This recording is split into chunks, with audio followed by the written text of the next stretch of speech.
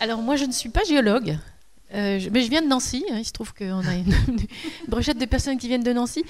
J'ai une formation plutôt en sciences du sol. Et moi, mon modèle, ça a été Philippe Duchauffour, qui a été un des premiers pédologues à considérer la contribution du biologique dans la formation des sols. Et c'est quelque chose qui m'a vraiment passionnée et qui a été à l'initiative de ma carrière de chercheur.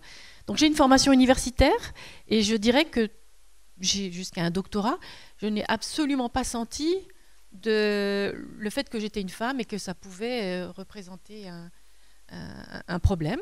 J'ai fait mon petit bonhomme de chemin, je suis rentrée au CNRS et je dirais que quand j'ai commencé à sentir cette différence entre hommes et femmes, c'est quand j'ai pris des responsabilités d'une équipe, puis d'un laboratoire.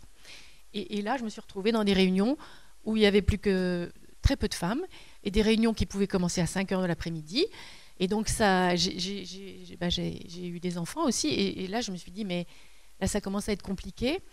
Mais je pense qu'on a pu en parler, et le fait que j'étais une femme a permis aussi de dire, quand je commençais à dire, est-ce qu'on ne pourrait pas faire la réunion un peu plus tôt, finalement, ça a été accepté.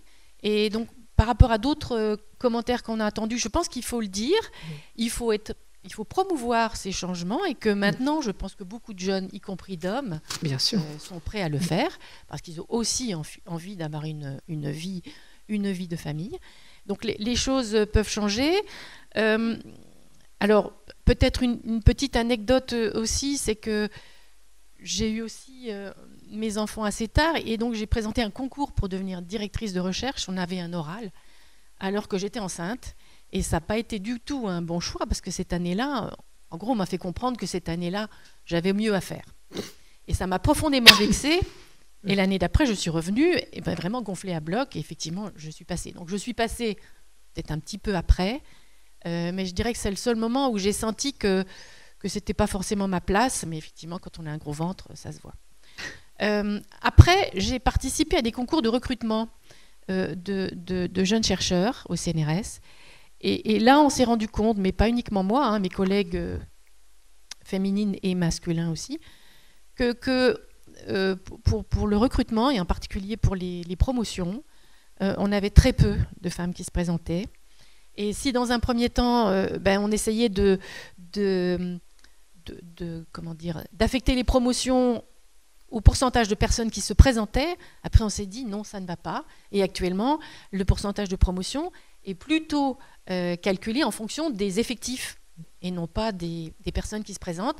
Et le problème qu'on rencontre beaucoup, c'est qu'effectivement, les femmes s'autocensurent et ne se présentent pas, parce qu'il y a une opération de dire, ben voilà, je me sens qualifiée pour obtenir une promotion. Et je pense que moi-même, j'ai ressenti ça aussi, j'ai attendu assez longtemps finalement pour candidater sur des promotions. Et je pense que là, il y a un gros travail à faire.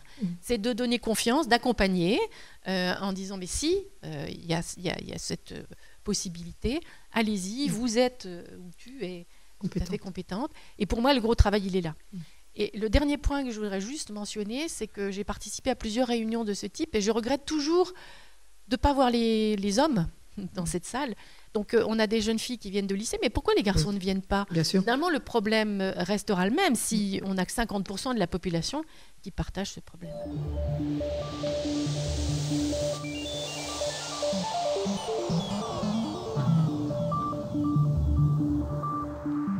Je dirige Othello, ça veut dire Observatoire Terre et Environnement de Lorraine.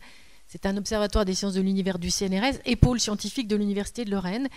Et je pense que les choses évoluent beaucoup dans le sens, alors qu'on peut appeler de manière péjorative un quota, mais qui fait que dans la constitution de nos conseils de comités de recrutement, on a l'obligation d'avoir à peu près la moitié de femmes et d'hommes.